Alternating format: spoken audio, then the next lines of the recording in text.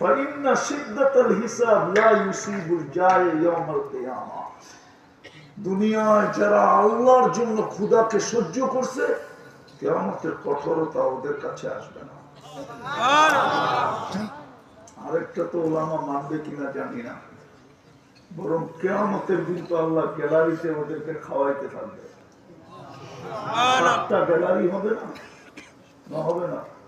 সাবআতুন ইয়াযিল্লুহুমুল্লাহু তাহতা যিল্লি, সাতটা তো গ্যালারি হবে, একটা যুবকদের জন্য হবে। তো কথাকে গুছায় নিয়ে আসতেছি, যদি উম্মত শুধু একটা জায়গার সাথে নিজের সম্পর্ক যোগ 100%, তাহলে আজকে এই দুর্দশা উম্মতকে দেখতে হতো না। উম্মত যুবকদের যৌবন মাটিতে মিশত না, ওদের যৌবন তো মাটিতে মিশা যেতেছে।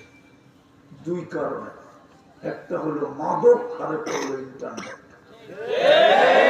কেউ জানে না ওদের যৌবন যে ডেলি লেস হইতেছে, যুবতীরও জানে না ওদের যৌবন যে ডেলি লেস হইতেছে, কমতেছে, ওরা জানে না।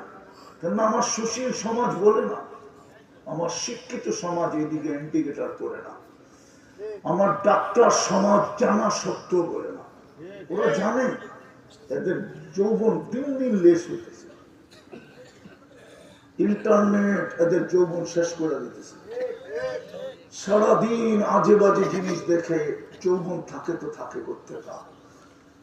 আমি তো বলতেছিলাম, আমি তো ভাবি আর বলিও যে আমার এই যুবকরা যদি যৌবনকে সুরক্ষা করতো না, তাহলে 30 লাখ দিয়ে কোনোদিন ইউরোপে যেতে হতো না, 50 লাখ দিয়ে আমেরিকা যেতে হতো না।